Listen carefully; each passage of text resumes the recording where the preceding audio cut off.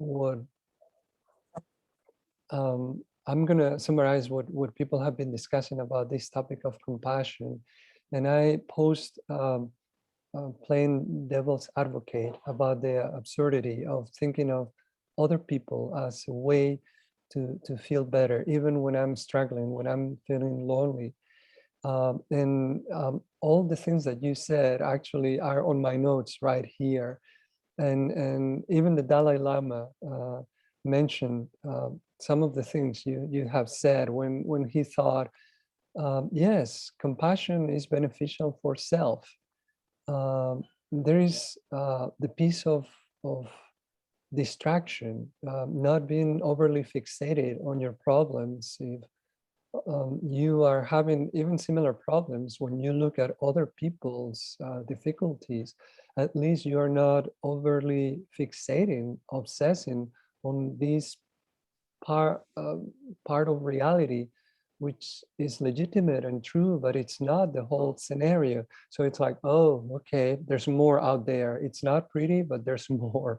It's not just me in this sinking hole. There's much more. So this is distraction. Then this topic of overly fixating, uh, overly identifying with your problems and actually mm, identifying with others without overly identifying with others allows us to engage in problem solving. His Holiness doesn't mention problem solving in these words, but he mentions that we can be way more creative when addressing other people's difficulties that are not ours. And this is precisely because we over-identify with ourselves. We are way too emotional. We don't see beyond. But when we look at others, as long as we don't over-identify with them, we can at least see, well, maybe a smile may help this person, or has this person seen this way of resolving things? So this is benefit number 2 for self, about compassion. Benefit number 3 is actually comparison. And I know for some, this is like a pity trip, oh, others feel worse. I have less powerful reasons to feel that bad. But even without going on that consolation trip, on that guilt trip, if you think, and again, it's about perspective. If you think of all the possible bad things that could happen to you, you have to conclude that it could be worse. So thank goodness for that, right? And that is, again, perspective.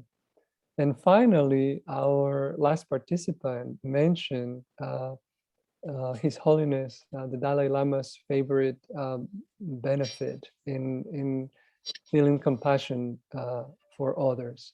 And this is connection, the sense of being connected to others beyond yourself. And so this is very powerful, and it goes beyond logical reasoning. It taps into emotional reasoning, into body experiences, into our instincts and biological predisposition designed over millions of years in evolution to make us all social animals, one body with different people, but one body. And it started millions of years ago when mammals started, even before that, when birds showed up, when nature developed this strategy, this adaptive, very effective strategy to work in groups, teamwork. And we can reason all that, we can bring the mind and a company and find the logic for all these, but it is really a very, very deep, very body, very experiential feeling. So I also want to reaffirm what one participant said about staying in touch with our body. This is what is going to give us our limit, our possibilities as well. And like another participant said, it's not about doing great things, but it's about feeling good, doing what we can, being ourselves, no more. How could be more than ourselves? Well, our mind tries, but we are not going to be more than we can. But if we are less, we may actually not derive the great benefit of shining as bright as we can. So compassion is self-compassion, ladies and gentlemen, and self-compassion is compassion. There's no, and I'm gonna read my notes because found a good way to articulate that. If and actually His Holiness the Dalai Lama also did. If you want happiness for yourself, practice compassion. If you want happiness for others, practice compassion. I wrote, paraphrasing him, if I want happiness for myself, shouldn't I create a happy environment? How could I exclude others in this desire to be happy? If I want others to be happy, will it help more than I am miserable, or will it help more than I am happy? And it's so obvious again. Also because, and this is my last comment, we are very categorical about self and others, marking very clearly the distinction, and not to engage into in a existential discussion, what is self, what is others, but really, if we see our impact beyond our physical limits, it's hard to tell self stops there, and the same with others' impact. And this is the nature of our social condition as social animals. So that was my best attempt to bring a little bit of light and to make sense of these this honorable way to be, honorable and authentic. So let's practice. Let's practice to bring it to the real practice in our daily life. Thank you for being here today. We'll start now with the meditation.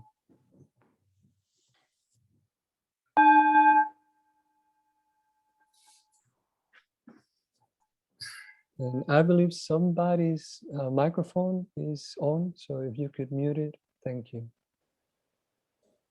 And the calm marks the beginning of this space. It's not too formal, but it's honorable, and we make ourselves comfortable in this space with friends. Space where we can be vulnerable, we can be honest, and we can be kind. So feeling the ground underneath our feet if we are sitting on a chair, or underneath our legs if we are cross-legged, is the start to feel comfortable and ground ourselves into what is. Very powerful.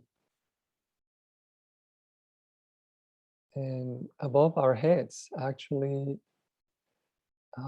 there is the endless, vast, infinite sky full of possibilities of what may be directly above us. And among all those possibilities are our dreams. And between the sky and the ground, here we are, sitting up straight but not rigid, honorable, with leveled shoulders, relaxed arms, slightly inclined head, facial muscles relaxed, eyes closed or partially open, an open chest, soft belly.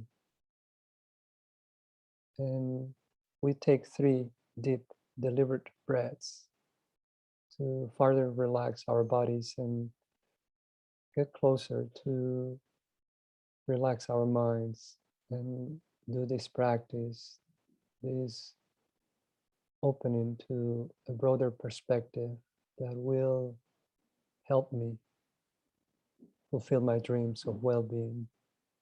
So I'm gonna take those 3 deep breaths, gentle, slowly, through my nostrils if I can.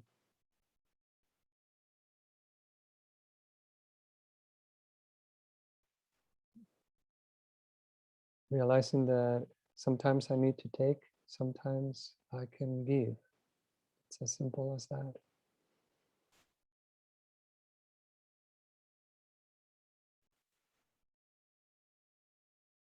And I need to give away, let things go.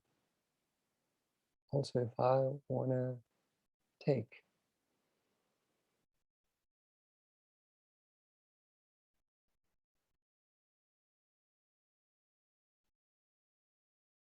And from there, we very briefly reconnect with our intention in the form of a memory or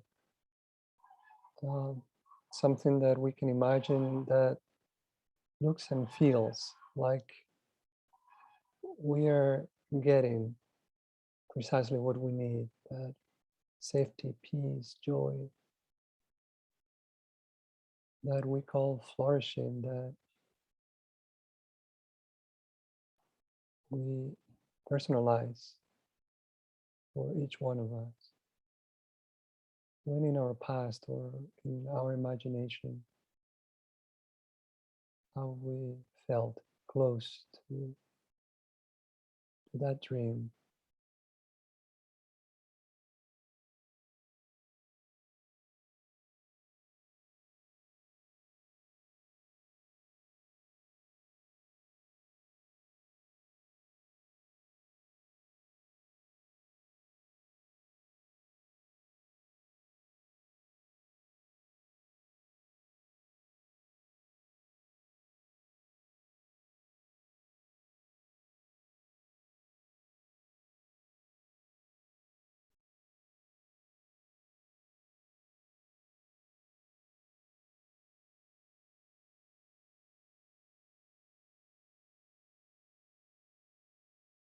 And we cannot go back in time to that nurturing moment.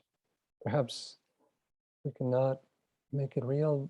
So it's not about the external factors, the situation, but my relationship with whatever it is, which changes at each moment. So I'm going to practice precisely this confidence, security, this ease with whatever is in front of me, while at the same time I open slowly my perspective. And I start by this minimal element, barely a sensation. We usually use a sensation that accompanies the breathing wherever we feel it more obvious.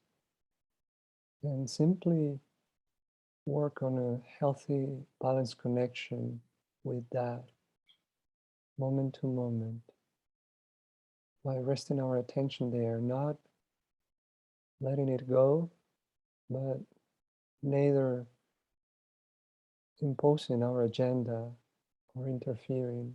We simply accompany it. And distractions are also part of the real scenario that we cannot help, but we are going to turn them to our benefit, use them to practice going back to that connection.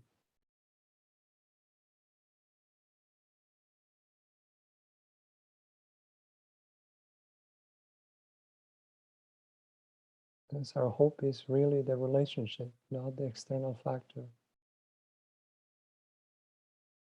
And whatever the outcome, we are going to be happy that we are just practicing.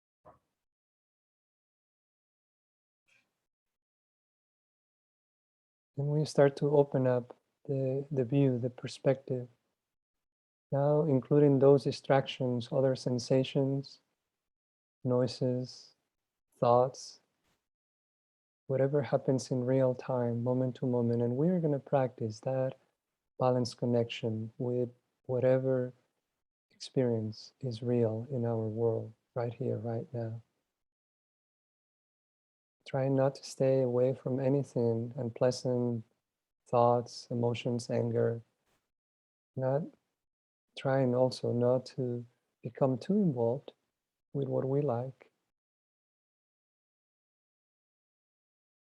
Accompanying everything like a good host, welcoming everything and letting them go on their own accord. And this is how we start to see what is around us through our projections.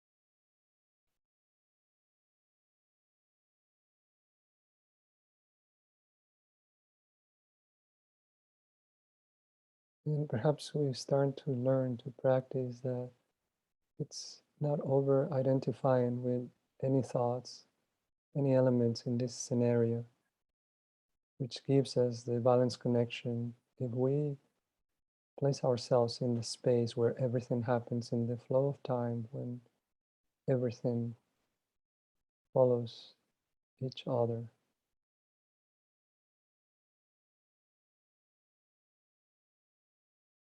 then we open up the perspective to our concept of self. And now we start to do things in addition to observe. We are going to engage in an analytical process, recalling once again what we want out of life, out of this moment, and how we often meet with frustrations and difficulties that are seem to be the opposite of what we want.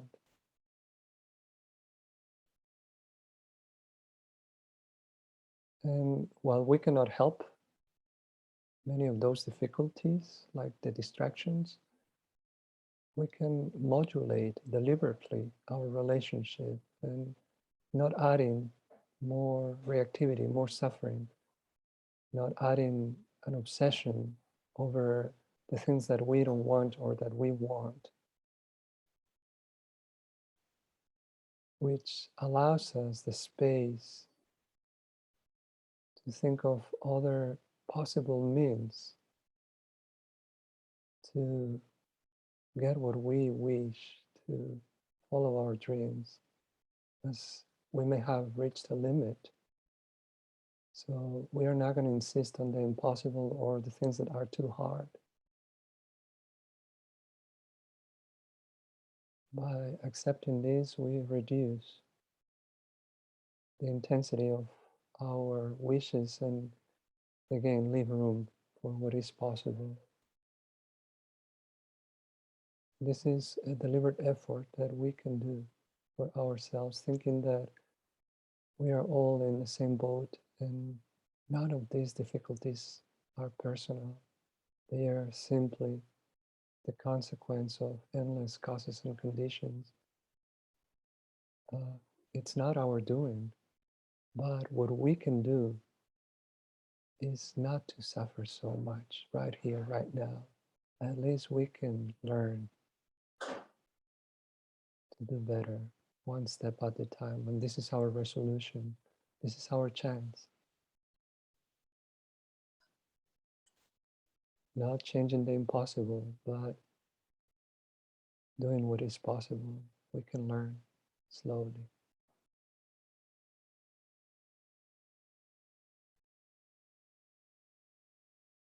And we open the perspective to the view of others next to us, close to us and beyond. Others that true do things that help us or hurt us, or others that are indifferent. But beyond that opinion, which is in the landscape of my mental experience, can I find the room for all of them as whole, wholesome human beings,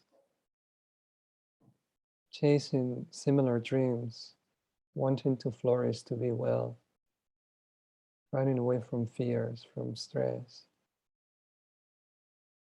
the way that they know, sometimes hurting each other. Can I make room for that in how I look at people, people that are close, that I like? Can I see the human being beyond that? People that I don't know so well, people that I don't know but I can imagine. Can I see the human beings beyond that? And people that have not been great to me. Without changing that opinion, can I see the human being beyond that?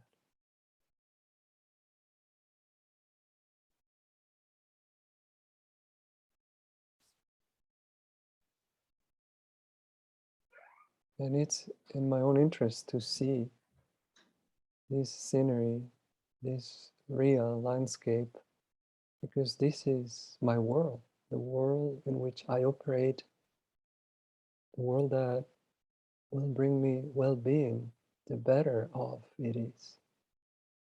Because the truth is we are all interconnected. People that I know, people that I don't know, people that I don't like. And I can bring to mind something or somebody for which or whom I'm very grateful, and visualize this person or this situation, and feel the gratitude arising in me, this natural feeling. If I cannot even imagine my life without this person.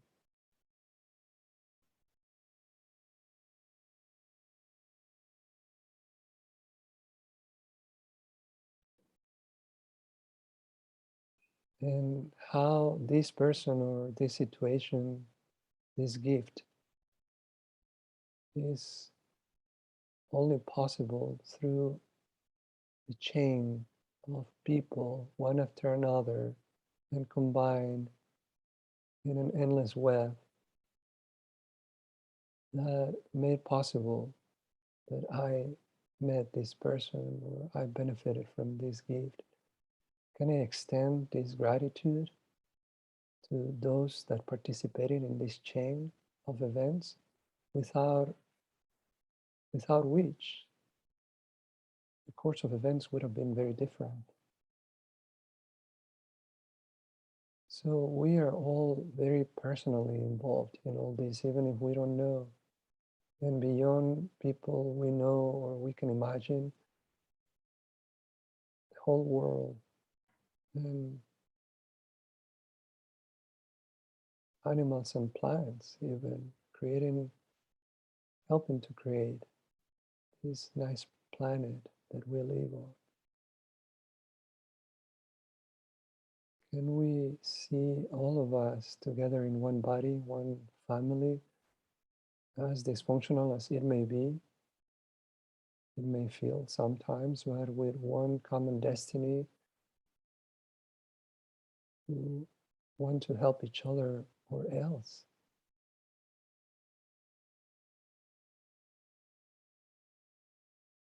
So it's in my best interest that I take care of my family, of my body. It's in their best interest that I take care of myself. And this is how I come to compassion, just doing whatever I can from the honesty of my body to be part of the solution for my own sake and the benefit of others. And I can tap into the very biological, primitive feelings if I visualize someone dear to me who's struggling.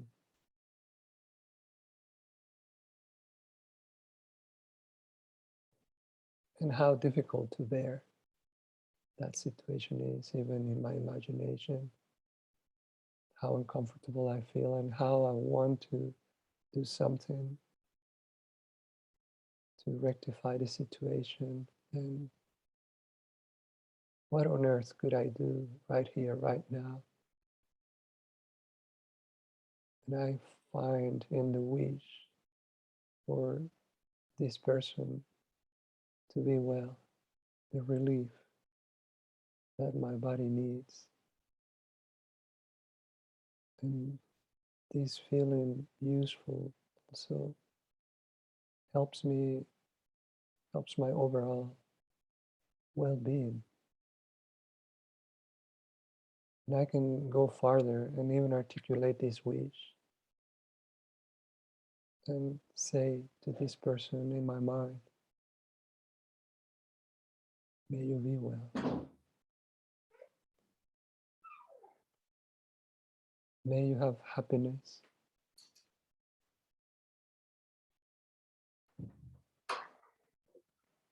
May you flow with ease.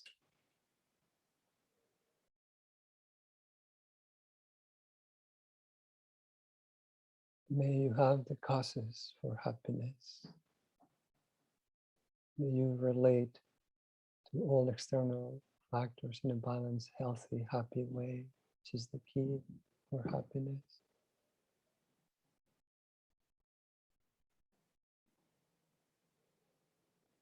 May you be free from suffering and the causes of suffering.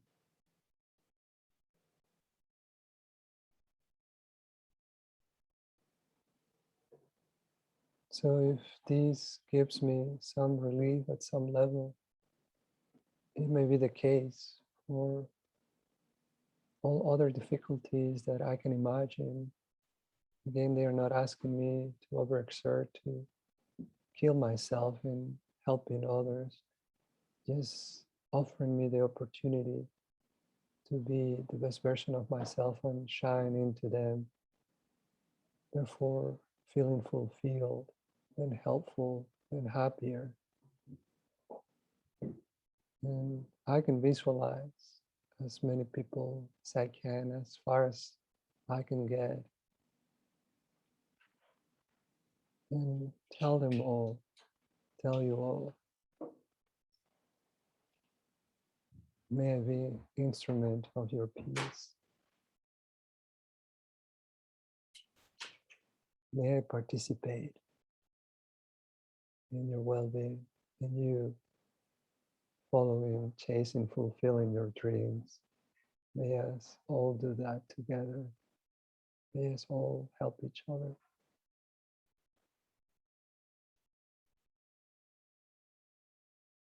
May you be free from suffering. May I be an instrument of you being free from suffering.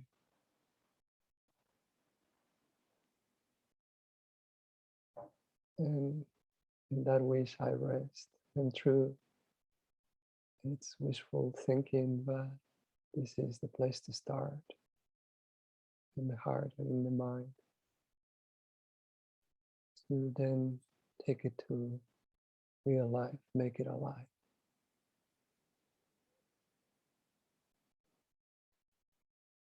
And with that wish, we can conclude also with the resolution to try our best to be honest, not trying more than what we can do, but not being afraid, and try less than we could do, not being afraid of mistakes. And try, try, try. Thank you.